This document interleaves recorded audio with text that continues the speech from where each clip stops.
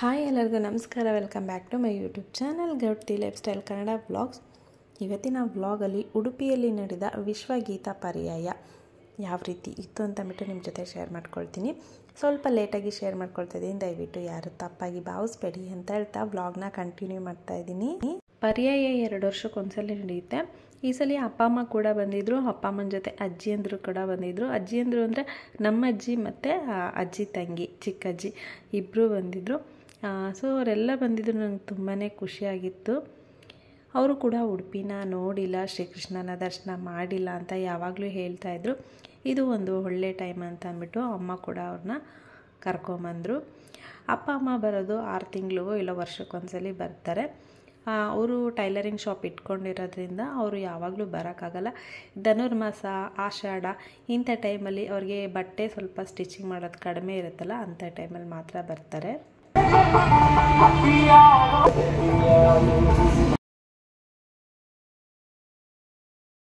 ನಮ್ಮ ಮನೆಯಿಂದ ಸ್ವಲ್ಪ ಮೇನ್ ರೋಡಿಗೆ ಬಂದ ತಕ್ಷಣವೇ ಆರ್ಕೆಸ್ಟ್ರಾಗಳೆಲ್ಲ ಸ್ಟಾರ್ಟ್ ಆಗಿತ್ತು. ಎಲ್ಲಂದ್ರಲ್ಲಿ ಆರ್ಕೆಸ್ಟ್ರಾ ಹಾಗೆ ಯಕ್ಷಗಾನ ಎಲ್ಲ ಕಡೆ ನಡೀತಾಯಿತ್ತು. ನಾವು ಕೂಡ 1-2 ನಿಮಿಷ ನಿಂತ್ಕೊಂಡು ನೋಡ್ಕೊಂಡು ಬಂದ್ವಿ. ಯಾಕೆಂದರೆ ತುಂಬಾ ಆರ್ಕೆಸ್ಟ್ರಾಸ್ ಇತ್ತು. ಹಾಗಾಗಿ ಎಲ್ಲ ಕಂಪ್ಲೀಟ್ ಮಾಡಬೇಕು ಅಂತ ಅಂದ್ಬಿಟ್ಟು ಬೇಗ ಹೋಗ್ತಾ ಇದ್ವಿ.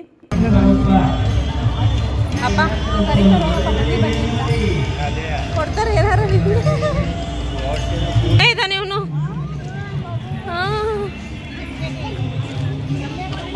ಉಡುಪಿಯಲ್ಲಿ ಪರ್ಯಾಯನ ನಾಡ ಹಬ್ಬ ಅಂತ ಆಚರಿಸ್ತಾರೆ. ಅಂದರೆ ಮೈಸೂರಲ್ಲಿ ದಸರಾನ ಯಾವ ರೀತಿ ಆಚರಿಸ್ತಾರೋ ಸ್ವಲ್ಪ ಅದೇ ರೀತಿ ಆಚರಿಸ್ತಾರೆ.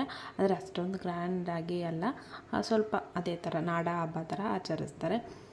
ತುಂಬಾ ಜನ ಇರ್ತಾರೆ, ತುಂಬಾ ಕ್ರೌಡ್ ಇರುತ್ತೆ. ಹಾಗೆ ಲೈಟಿಂಗ್ಸು ಒಂಥರ ಜಿಗಿ ಅಂತ ಇರುತ್ತೆ. ಅಲ್ಲಲ್ಲೇ ಫ್ರೂಟ್ ಶಾಪು, ಹಾಗೆ ಚುರುಮುರಿ ತಿನ್ನೋಕ್ಕೆ ಬೇಕಾದಂಥ ತಿಂಡಿ ತಿನಿಸುಗಳಿರುತ್ತೆ. ಯಾರಪ್ಪ ಪೊಲೀಸರ ಖುಷಿ ಬಂದಿದ್ರೆ ಹೆಂಗ ಆಡೋಣ?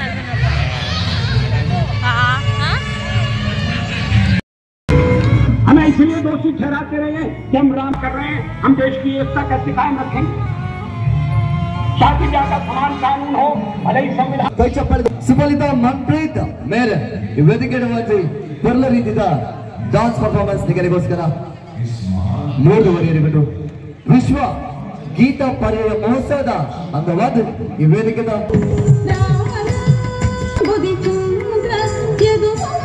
ಎಲ್ಲಾದರೂ ಹೆಣ್ಮಕ್ಳು ಭರತನಾಟ್ಯಂ ಡ್ಯಾನ್ಸ್ ಮಾಡ್ತಾಯಿದ್ರೆ ನೋಡೋಕ್ಕೆ ಏನೋ ಒಂಥರ ಚೆನ್ನಾಗಂತ ಅನಿಸುತ್ತೆ ಅಲ್ವಾ?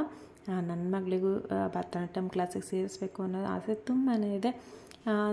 ಇನ್ನು ಸ್ವಲ್ಪ 1 ಇಯರ್ ಹೋಗಲಿ ಅಂತ ಅಂದ್ಬಿಟ್ಟು ನಾವು ಸುಮ್ಮನೆ ಆದ್ವಿ. ಅವ್ರು ಹಾಕ್ಕೊಳ್ಳೋಂಥ ಜ್ಯುವೆಲ್ಸು ಮತ್ತು ಅವ್ರು ಮಾಡ್ಕೊಳ್ಳೋಂಥ ಮೇಕಪ್ಪು ಏನೋ ಒಂಥರ ಚೆನ್ನಾಗಿರುತ್ತೆ, ಅಟ್ರಾಕ್ಟಿವ್ ಆಗಿರುತ್ತೆ. ಮೆರವಣಿಗೆ ಹೊಡೋದು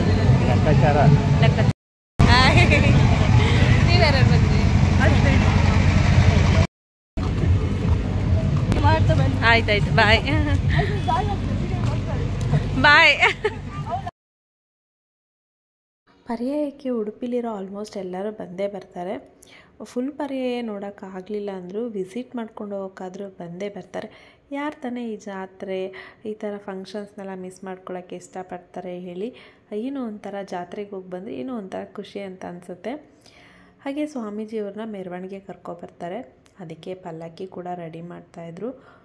3 ಥರ ಪಲ್ಲಕ್ಕಿ ಬರುತ್ತೆ ಸ್ವಾಮೀಜಿಯವ್ರನ್ನ ಕರ್ಕೊಂಡು ಅಂತ ಹೇಳ್ತಾಯಿದ್ರು. ಉಸ್ಕೊಂಡು ಬರ್ತಾ ಇದ್ದಾರೆ. ಮುಗ್ದೆ ಹೋಯ್ತಾ ಏನು ಕತೆನೋ ಗೊತ್ತಿಲ್ಲ.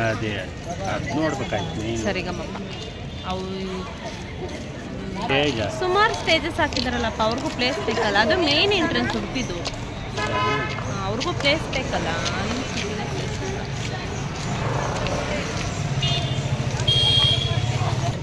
ಸರಿಯಾಗಿದ್ದೀರಾ ಅಜ್ಜಿ ಮೊಮ್ಮಗ ಇಬ್ರು? ಅವನು ಓಕೆ, ನೀನು ಯಾಕೆ?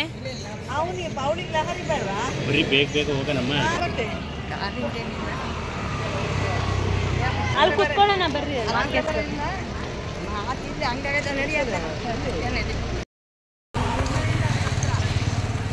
ದೇವಸ್ಥಾನ ನಮ್ಮ ಅಜ್ಜಿಗೆ ಪಾಪ ಕಾಲು ನೋವು, ಓಡಾಡೋಕ್ಕಾಗ್ತಾ ಇಲ್ಲ. ಆದರೂ ನಾನು ಕೇಳಿದೆ, ಅಜ್ಜಿ ಅಷ್ಟು ದೂರ ನಡೆಯೋಕ್ಕಾಗುತ್ತಾ ನಿಮಗೆ ಅಂತ ಅಂದ್ಬಿಟ್ಟು. ಯಾಕೆಂದರೆ ಪ್ರೈವೇಟ್ ವೆಹಿಕಲ್ಸ್ ಅಂತೂ ಯಾವುದನ್ನೂ ಬಿಡ್ತಾ ಇರಲಿಲ್ಲ, ಎಲ್ಲ ಬೈ ವಾಕೇ ಹೋಗ್ತಾ ಇದ್ದಿದ್ದು. ಹಾಗಾಗಿ ನಾನು ಎಲ್ಲರನ್ನೂ ಕೇಳಿದೆ, ಬರ್ತೀನಿ ನಡೀತೀನಿ ಅಂತ ಹೇಳಿದರು. ಸ್ವಲ್ಪ ದೂರ ಬಂದರು. ಆದರೆ ಅವ್ರು ಅಂದ್ಕೊಂಡಿದ್ದೇನೆ ಸ್ವಲ್ಪ ದೂರ ಇರುತ್ತೆ ಅಂತ ಅಂದ್ಬಿಟ್ಟು, ಬಟ್ ಇಲ್ಲಿ ಸುಮಾರು ದೂರ ಇತ್ತು. ಅವ್ರಿಗೂ ಪಾಪ ನಡೆದು ಕಾಲು ನೋವು ಬಂತು.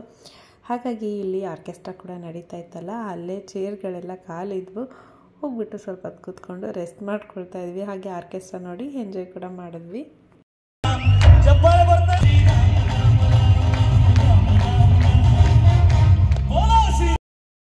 ಅಯೋಧ್ಯೆಯಲ್ಲಿ ಶ್ರೀರಾಮ ದೇವರ ದೇವಸ್ಥಾನ ಓಪನ್ ಆಯ್ತಲ್ಲ, ಅದಕ್ಕೆ ಮುಂಚೆ ನಡೆದಿದ್ದ ಫಂಕ್ಷನ್ ಇದು.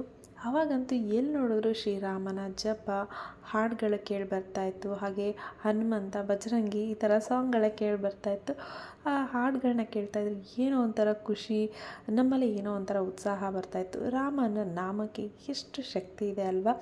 ಅದ್ರ ಜೊತೆ ಅವ್ರ ಹಿಂದೆ ಬರೋ ಹನುಮಂತ ಇದ್ದರೆ ನಮಗೆ ಯಾವುದೇ ಭಯ ಇರೋದಿಲ್ಲ. ಪರ್ಯಾಯ ರಾತ್ರಿ ಎಲ್ಲ ನಡೆಯುತ್ತೆ. ಅಂದರೆ ಹಿಂದಿನ ದಿನ ಸಂಜೆಯಿಂದ ಸ್ಟಾರ್ಟ್ ಆಗಿದ್ದು ಬೆಳಗಿನ ಜಾವ 5 ಗಂಟೆವರೆಗೂ ನಡೆಯುತ್ತೆ.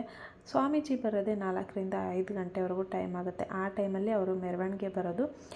ಅವ್ರು ಬರೋವಂಥ ಟೈಮ್ಗೆ ಇವರೆಲ್ಲ ರೆಡಿಯಾಗಿರ್ತಾರೆ. ಅಂದರೆ ಡ್ಯಾನ್ಸ್ ಮಾಡೋರಾಗಲಿ, ಹಾಗೆ ತಮಟೆ ಬಾರಿಸೋರೇ ಆಗಲಿ, ಈ ಥರ ಎಲ್ಲ ರೆಡಿ ಆಗ್ತಾರೆ. ಅವರು ಪಲ್ಲಕ್ಕಿ ಉತ್ಸವದಲ್ಲಿ ಮೆರವಣಿಗೆ ಬರ್ತಾರಲ್ಲ, ಅವ್ರ ಮುಂದೆ ಇವರು ತಮಟೆ ಬಾರಿಸ್ಕೊಂಡು ಹಾಗೆ ನೃತ್ಯ ಮಾಡ್ಕೊಂಡು ಹೋಗ್ತಾ ಇರ್ತಾರೆ.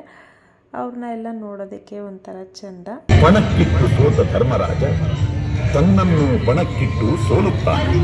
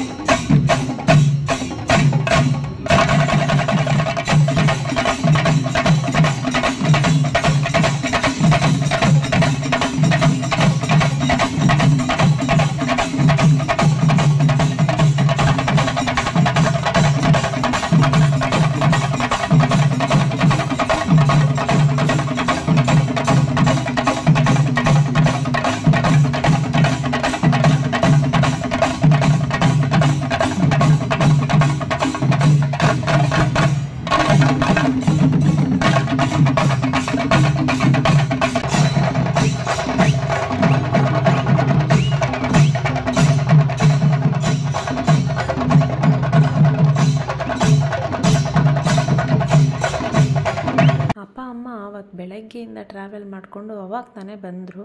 ಅವ್ರು ಬಂದ ತಕ್ಷಣ ಊಟ ಮಾಡಿಕೊಂಡು ನಾವು ಕೂಡ ಈ ಕಡೆ ಪರ್ಯಾಯ ನೋಡೋಣ ಅಂತಂದ್ಬಿಟ್ಟು ಬಂದ್ವಿ. ಅವ್ರಿಗೆ ಟ್ರಾವೆಲ್ ಮಾಡ್ಕೊಂಬಂದು ತುಂಬಾ ಟಯರ್ಡ್ ಆದಂಗೆ ಅನ್ನಿಸ್ತಾಯಿತ್ತು. ಹಾಗಾಗಿ ಒಂದು 12 ಗಂಟೆ ಟೈಮ್ಗೆ ಅವ್ರನ್ನ ಆಟೋ ಹತ್ತಿಸಿ ಮನೆಗೆ ಕಳಿಸ್ದೆ. ನಾನು ಇಷ್ಟು ವರ್ಷ ಇದ್ದೀವಿ, ಸ್ವಾಮೀಜಿ ಮೆರವಣಿಗೆ ಬರೋದನ್ನ ನಾನು ಈ ಸಲ ನೋಡಲೇಬೇಕು ಅಂತಂದ್ಬಿಟ್ಟು ಆಟ ಮಾಡಿಕೊಂಡು ನಾನು ಮತ್ತು ಮಕ್ಕಳು, ಹಸ್ಬೆಂಡು ಎಲ್ಲರನ್ನು ವೆಯ್ಟ್ ಮಾಡ್ತಾಯಿದ್ವಿ. ನೀವು ಇಲ್ಲಿ ನೋಡ್ತಾ ಇರ್ಬೋದು, ರೋಡ್ ಸೈಡಲ್ಲೆಲ್ಲ ಎಲ್ಲ ಜನನೂ ಕೂತ್ಕೊಂಡು ವೆಯ್ಟ್ ಮಾಡ್ತಾಯಿದ್ದಾರೆ. ಹಾಗೆ ಸ್ವಾಮೀಜಿಯವ್ರನ್ನ ಕರ್ಕೊಬರೋಕ್ಕೆ ಪಲ್ಲಕ್ಕಿ ಕೂಡ ರೆಡಿಯಾಗಿದೆ.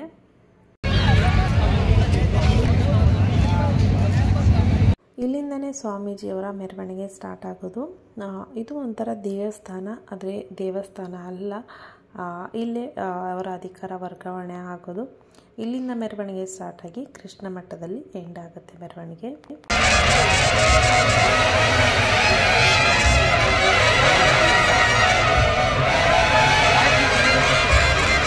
ಸ್ವಾಮೀಜಿಯವರು ಕೂಡ ಬರ್ತಾಯಿದ್ರು. ದೂರದಲ್ಲೇ ಪಟಾಕಿ ಸೌಂಡ್ಸ್ ಎಲ್ಲ ಕೇಳ್ತಾ ಇತ್ತು. ನಾವು ತುಂಬ ಹೊತ್ತು ವೆಯ್ಟ್ ಮಾಡಿದ್ವಿ. ಇಲ್ಲೆಲ್ಲ ಸಣ್ಣ ಪುಟ್ಟ ಸ್ವಾಮೀಜಿಯವರು ಕೂಡ ವೆಯ್ಟ್ ಮಾಡ್ತಾಯಿದ್ರು, ಸ್ವಾಮೀಜಿಯವ್ರು ಬರ್ತಾರೆ ಅಂತಂದ್ಬಿಟ್ಟು. ನಾವು ಕೂಡ ಸುಮಾರು 4 ಗಂಟೆವರೆಗೂ ವೆಯ್ಟ್ ಮಾಡಿದೆ. ಆಮೇಲೆ ಮಕ್ಕಳಿಗೆ ನಿದ್ದೆ ಬರೋಕ್ಕೆ ಸ್ಟಾರ್ಟ್ ಆಯಿತು. ಅವರು ಕೂಡ ಆಟ ಮಾಡೋಕ್ಕೆ ಸ್ಟಾರ್ಟ್ ಮಾಡಿದ್ರು. ಮತ್ತು ಅವರಿಬ್ಬರು ಮಲ್ಕೊಂಬಿಟ್ರೆ ನಮ್ಮಿಬ್ರಿಗೆ ಎತ್ಕೊಂಡು ಹೋಗೋಕ್ಕೆ ಕಷ್ಟ ಆಗುತ್ತೆ. ಇಬ್ಬರೂ ತುಂಬ ದೂರ ಹೋಗಬೇಕು ಮನೆಗೆ ನಡ್ಕೊಂಡು, ಯಾವುದೇ ವೆಹಿಕಲ್ಸು ಇಲ್ಲ ಏನಿಲ್ಲ. ಹಾಗಾಗಿ ಹೋಗೋಣ ಅಂತಂದ್ಬಿಟ್ಟು ಎಷ್ಟು ಹೊತ್ತು ಯೋಚನೆ ಮಾಡಿ ನಾನು ಮತ್ತು ನನ್ನ ಹಸ್ಬೆಂಡ್ ಹೊರಟ್ವಿ. ನನ್ನ ಹಸ್ಬೆಂಡ್ ಹೇಳಿದ್ರು ನೋಡಲೇಬೇಕಾ ಅಂತಂದ್ಬಿಟ್ಟು, ಇನ್ನೇನು ಮಾಡೋದು, ಮಕ್ಳಿಗೆ ನಿದ್ದೆ ಬರ್ತಾ ಇದೆಯಲ್ಲ, ಏನು ಮಾಡೋಕ್ಕಾಗಲ್ಲ, ಹೋಗೋಣ ಅಂತಂದ್ಬಿಟ್ಟು ಹೊರಟ್ವಿ. ನಾವು ಮಾಡಿದ ತಪ್ಪೇನಂತಂದರೆ, ನಾವು ಒಂದು 10 ಗಂಟೆಗೆ ಮನೆಗೆ ವಾಪಸ್ ಹೋಗ್ಬಿಟ್ಟು ನಿದ್ದೆ ಮಾಡಿ ಒಂದು 3 ಗಂಟೆಗೆ ಎದ್ದು ಬಂದಿದ್ದರೆ ಸರಿ ಆಗ್ತಾಯಿತ್ತು. ಇಲ್ಲೆಲ್ಲ ಆಲ್ಮೋಸ್ಟ್ ಎಲ್ಲರೂ ಹಾಗೆ ಮಾಡ್ತಾರೆ. ನಮಗೆ ಗೊತ್ತಾಗಲಿಲ್ಲ. ನಾವು ನೈಟೆಲ್ಲ ಎದ್ದಿರೋಣ ಅಂತಂದ್ಬಿಟ್ಟು ಎದ್ದಿದ್ವಿ. ನನ್ನ ಹಸ್ಬೆಂಡ್ಗೆ ಅವತ್ತು ಪಾಪ ಕೆಲಸ ಇತ್ತು, ಅವತ್ತು ಅವ್ರಿಗೆ ಮೀಟಿಂಗ್ ಇತ್ತು, ಅವ್ರಿಗೂ ಕಷ್ಟ ಆಗುತ್ತೆ, ಮಕ್ಳಿಗೂ ನಿದ್ದೆ ಇರಲ್ಲ ಅಂತಂದ್ಬಿಟ್ಟು ನಾನು ಕೂಡ ಸರಿ ಆಯಿತು ಹೋಗೋಣ ಅಂತಂದ್ಬಿಟ್ಟು, ನನಗೆ ಆಸೆ ಇತ್ತು ನೋಡಬೇಕು ಅಂತಂದ್ಬಿಟ್ಟು. ಆದರೆ ಏನು ಮಾಡೋದು, ಅವ್ರಿಗೆಲ್ಲ ಸ್ಯಾಕ್ರಿಫೈಸ್ ಮಾಡಲೇಬೇಕಲ್ಲ ಅವ್ರಿಗೋಸ್ಕರ. ಹಾಗಾಗಿ ಸರಿ ಆಯಿತು ಹೋಗೋಣ ಅಂತಂದ್ಬಿಟ್ಟು ಹೊರಟ್ವಿ. ಎಷ್ಟು ಜನ, ಏನೋ ಒಂಥರ ಚೆನ್ನಾಗಿ ಅಂತ ಅನಿಸ್ತಾಯಿತ್ತು. ಸುಮಾರು 4 ಗಂಟೆ ಟೈಮಲ್ಲೂ ಕೂಡ ಜನ ನಿದ್ದೆ ಮಾಡಿದೆ ಎಷ್ಟು ಎಚ್ಚರವಾಗಿ ಸ್ವಾಮೀಜಿ ಬರೋದನ್ನ ಕಾಯ್ತಾಯಿದ್ರು ಅಂತಂದ್ಬಿಟ್ಟು. ನನಗೆ ಆಸೆ ಇತ್ತು ಈ ರೋಡ್ ಮಧ್ಯದಲ್ಲಿ ಕೂತ್ಕೊಂಡು ಈ ಸಮೋಸು ಚುರುಮುರಿ ಎಲ್ಲ ತಿನ್ನಬೇಕು ಅಂತ ಆಸೆ ಇತ್ತು. ಆದರೆ ಮಕ್ಕಳು ಇದರೆಲ್ಲ ಜೊತೆಲಿ, ಹಾಗಾಗಿ ನಾವೆಲ್ಲೆಲ್ಲೂ ಕೂತ್ಕೊಳ್ಳೋಕ್ಕಾಗಲಿಲ್ಲ. ಅದು ಅಲ್ಲದೆ ಜಾಗ ಕೂಡ ಇರಲಿಲ್ಲ, ಅಷ್ಟೊಂದು ರಶ್ ಆಗಿತ್ತು. ನೀವು ಇಲ್ಲಿ ನೋಡ್ತಾ ಇರ್ಬೋದು, ಎಲ್ಲೂ ಜಾಗನೇ ಇಲ್ಲ. ಹಾಗೆ ನಾವು ಮನೆ ಕಡೆ ಕೂಡ ಹೊರಟ್ವಿ. ನಮಗೆ ವೆಯ್ಟ್ ಮಾಡಿ ಸಾಕಾಯಿತು. ಬರಬೇಕಾಗಿತ್ತು ಅಷ್ಟೊತ್ತಿಗೆ, ಸ್ವಾಮೀಜಿಯವರು ಬರಲಿಲ್ಲ. ಸುಮಾರು 5 ಗಂಟೆ ಆಯಿತು ಅಂತ ಅಂದ್ಕೊಳ್ತೀನಿ ಅವ್ರು ಬಂದಿದ್ದು. ಎಷ್ಟೋ ಜನ ನಾವು ಮನೆಗೆ ವಾಪಸ್ ಬರೋಂಥ ಟೈಮಲ್ಲಿ 4 ಗಂಟೆ ಟೈಮಲ್ಲಿ ಆವಾಗ ಫ್ರೆಶ್ ಅಪ್ ಆಗಿಬಿಟ್ಟು ರೇಷ್ಮೆ ಸೀರೆ ಎಲ್ಲ ಉಟ್ಕೊಂಡು ಆವಾಗ ನೀಟಾಗಿ ಬರ್ತಾಯಿದ್ರು. ನಾವು ಮಾಡಿದ ತಪ್ಪದೆ, ಬೇಗ ಹೋಗಿ ಮಲ್ಕೊಂಡು ಮತ್ತು 4 ಗಂಟೆ ಟೈಮಲ್ಲಿ ಹೋಗ್ಬೋದಾಗಿತ್ತು. ಮಿಸ್ ಮಾಡ್ಕೊಂಡ್ವಿ ಅಂತ ಅಂದ್ಕೊಂಡೆ ನಾನು ಕೂಡ. ಸೊ ಇದೇ ಸ್ವಾಮೀಜಿಯವ್ರು ಬಂದಿದ್ದ ವಿಡಿಯೋ. ನನ್ನ ಫ್ರೆಂಡ್ ವಿಡಿಯೋ ಮಾಡ್ಕೊಂಡಿದ್ರು. ಅಂದರೆ ಆವಾಗಲೇ ಒಂದು ವ್ಲಾಗ್ ಮಾಡಬೇಕಾದ್ರೆ ಫಸ್ಟ್ ಸ್ಟಾರ್ಟಿಂಗಲ್ಲಿ ಸಿಕ್ಕಿದ್ರಲ್ಲ, ಅವರು ಬಂದು ವಿಸಿಟ್ ಮಾಡಿಬಿಟ್ಟು ಆನಂತರ ಹೋಗಿ ನಿದ್ದೆ ಮಾಡಿ ಮತ್ತೆ ಬಂದ್ರಂತೆ. ಅವರೇ ವಿಡಿಯೋನ ನನಗೆ ಕಳಿಸಿದ್ದು. Thank you so much Archana ಅವರೇ ವಿಡಿಯೋನ ಕಳಿಸಿದ್ದಕ್ಕೆ. ಹಾಗೆ ನೋಡ್ತಾ ಇರ್ಬೋದು ಉಡುಪಿ ಪರ್ಯಾಯ ಯಾವ ರೀತಿ ನಡೆಯುತ್ತೆ, ಇಲ್ಲಿ ಜನಗಳು ಯಾವ ರೀತಿ ಅದನ್ನ ಸೆಲೆಬ್ರೇಟ್ ಮಾಡ್ತಾರೆ ಅಂತಂದ್ಬಿಟ್ಟು.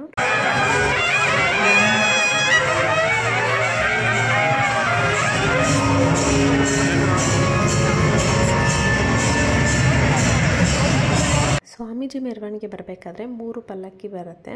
ಫಸ್ಟ್ ಬಂದುಬಿಟ್ಟು ಪ್ರೆಸೆಂಟ್ ಇರುವಂಥ ಸ್ವಾಮೀಜಿ, ಹಾಗೆ ಅವರ ಶಿಷ್ಯ ಬರ್ತಾರೆ. ಆನಂತರ ಇವಾಗ ಅಸ್ತಿತ್ವಕ್ಕೆ ಬರುವಂಥ ಸ್ವಾಮೀಜಿ ಬರ್ತಾರೆ. ಆದರೆ ಈ ಸ್ವಾಮೀಜಿ ಅಧಿಕಾರಕ್ಕೆ ಬರ್ತಾ ಇರೋದು ಆಲ್ಮೋಸ್ಟ್ ಯಾರಿಗೂ ಇಷ್ಟ ಇಲ್ಲ ಅಂತ ಹೇಳ್ತಾಯಿದ್ರು. ಯಾಕೆಂತಂದರೆ ಇವರು ಬೇರೆ ದೇಶಕ್ಕೆಲ್ಲ ಹೋಗಿಬಿಟ್ಟು ಬಂದಿದ್ದರು. ಅಂದರೆ ಬೇರೆ ದೇಶಕ್ಕೆ ಹೋಗಿ ದೇವರ ಪ್ರಚಾರ ಎಲ್ಲ ಮಾಡಿ ಬಂದಿದ್ದರು. ಅಂದರೆ ಸಮುದ್ರ ದಾಟಿ ಯಾರು ಬೇರೆ ದೇಶಕ್ಕೆ, ಅಂದರೆ ಸಮುದ್ರ ದಾಟಿ ಯಾರು ಹೋಗಿರ್ತಾರೋ ಅವರಿಗೆ ಕೃಷ್ಣನ ಪೂಜೆ ಮಾಡೋಕ್ಕೆ ಅಧಿಕಾರ ಇಲ್ಲ ಅಂತ ಹೇಳ್ತಾರೆ ಇಲ್ಲಿ. ಇವಾಗಲೂ ಅಷ್ಟೇ, ಇವರು ಅಧಿಕಾರಕ್ಕೆ ಬಂದರೂ ಕೂಡ ಶ್ರೀಕೃಷ್ಣ ದೇವರನ್ನ ಮುಟ್ಟೋ ಹಾಗಿಲ್ಲ, ಅವ್ರಿಗೆ ಹೂವು ಏರಿಸೋ ಹಾಗಿಲ್ಲ, ಪೂಜೆ ಮಾಡೋ ಹಾಗಿಲ್ಲ. ಬೇರೆಯವರೇ ಮಾಡಬೇಕು, ಬೇರೆ ಮಠದವರೇ ಮಾಡಬೇಕು. ಆ ರೀತಿ ಇದೆ. ದೇವರಲ್ಲೇ ತಾರತಮ್ಯ, ಜನಗಳಲ್ಲೇ ತಾರತಮ್ಯ. ಏನು ಮಾಡೋಕ್ಕಾಗಲ್ಲ. ಜನಗಳನ್ನ ಒಪ್ಸೋಕ್ಕೆ ಆ ದೇವ್ರ ಕೈಲಿಂದನೇ ಸಾಧ್ಯ ಆಗಲಿಲ್ಲ. ಇನ್ನು ಮನುಷ್ಯರಾದ ನಮ್ಗಳಿಂದ ಸಾಧ್ಯನಾ? ಅಷ್ಟೊತ್ತೆಲ್ಲ ನಿದ್ದೆ ಕಟ್ಕೊಂಡು ಬೆಳಗಿನ ಜಾವ 4 ಗಂಟೆವರೆಗೂ ಎದ್ದಿದ್ದು. 1 ಗಂಟೆ ಟೈಮಲ್ಲಿ ಇಲ್ಲ ಹೋಗ್ಬಿಡೋಣ ಅಂತಂದ್ಬಿಟ್ಟು ಹೋಗ್ಬಿಟ್ವಿ. ತುಂಬಾ ಬೇಜಾರಾಯಿತು ನನಗೆ. ಹಾಗೂ ನನ್ನ ಹಸ್ಬೆಂಡ್ ಮನೆಗೆ ಬಂದಾಗ ಆ ಪಾಪನ ಮಲಗಿಸ್ಬಿಡು, ಅಮ್ಮ ಇದ್ರಲ್ಲ, ಅಮ್ಮನ ಹತ್ರ ಮಲಗಿಸ್ಬಿಟ್ಟು ಹೋಗೋಣ, ಬೈಕಲ್ಲಿ ಕರ್ಕೊಂಡೋಗಲ್ಲಿ ಸ್ಟಾಪ್ ಮಾಡಿ ಅಲ್ಲಿ ತೋರಿಸ್ಕೊಬರ್ತೀನಿ ಅಂತ ಅಂದರು.